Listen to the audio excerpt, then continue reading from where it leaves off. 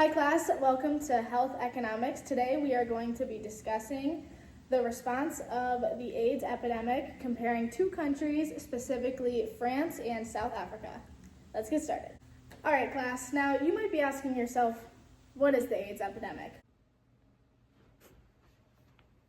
Well, the AIDS epidemic is a public health crisis that began in the 1980s, mostly from the spread of the HIV virus. As with any epidemic, that's led to a lot of public fear and confusion with a lack of knowledge. This advertisement here, people were quite confused as to even how it spread. The other two advertisements showcase more so of how it spread, which is unprotected sex and drug use through needles. All right, as this is an economics class, we're going to focus on different variables between France and South Africa. The first being adults with HIV, GDP per capita, those newly infected with HIV, life expectancy, and annual HIV deaths. Alrighty class, so our first graph is going to look at GDP per capita and its relationship with adults with HIV through time. As we can see here, France's GDP is much higher than South Africa's from the beginning, and from there, you can see that South Africa's numbers skyrocket, whereas France's plateaus. This could be due to France having more resources, such as treatment options, healthcare options, and preventative care opportunities. The next graph we're going to look at is GDP per capita and the relationship of newly HIV-infected patients. As we can see here, France clearly seemed to have conquered the issue from the get-go, and their number of new patients, we don't see a jump nearly at all. Whereas South Africa, theirs was much higher, and this could be due to a lack of treatment opportunities and preventative care, which leads to the spread of the HIV virus and makes it very difficult for South Africa to control the epidemic. Alrighty class, getting into graph C, we are going to be looking at the relationship of life expectancy and adults with HIV.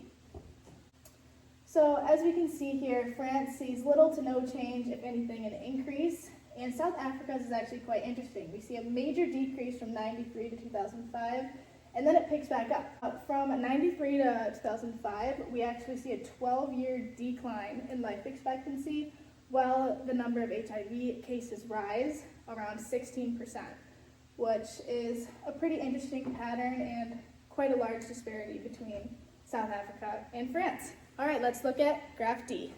Alrighty class, let's get excited for our final graph of the day. We're gonna look at GDP per capita and annual HIV deaths. So, quickly observed is France sees little to no change, whereas South Africa's graph is quite dramatic. They obviously were not able to have the resources and access to treatment to slow the epidemic until it took nearly complete control and led to thousands and thousands of deaths that maybe could have been prevented with better international resources and connections. All right, class, we're nearly wrapped up with our lecture for the day. So as we can see throughout the four graphs, there are major differences between the statistics of France and South Africa in regards to the AIDS epidemic. A major factor in why France seemed to have more success in containing the epidemic is likely GDP per capita. Like I mentioned before, this represents access to healthcare, access to treatment, access to preventative care. With France having higher access and more availability to these things, it allowed them to prevent the spread of HIV. As you can see in this one, there are less newly infected patients. It is commonly understood that France is recognized as a country that did a good job at handling the epidemic, whereas South Africa is remembered as one of the countries that struggled with it.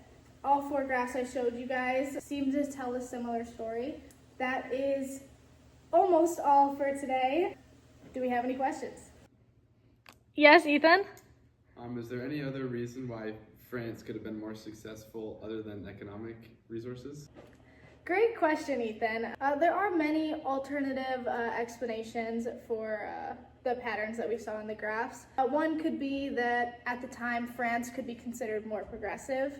in terms of conversations surrounding sexuality and drug use. At the time, South Africa was likely a lot more conservative, and there was a lot of stigma and shame around those type of conversations.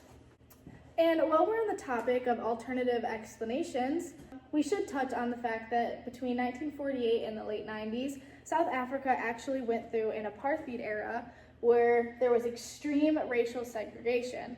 People that were non-white were experiencing lots of political restrictions. For instance, they weren't allowed to vote. And this also led to a decrease in accessible healthcare for those that were a part of the non-white community. Also, like I mentioned prior, France's activism was very comfortable being focused on public health, whereas South Africa was way more focused on their political rights, as their protests looked more like this, whereas France's looked like the slide prior. And that is all for today, class. I guess time is up. I see you've already packed your bags up, so I will see you next Wednesday. Thanks.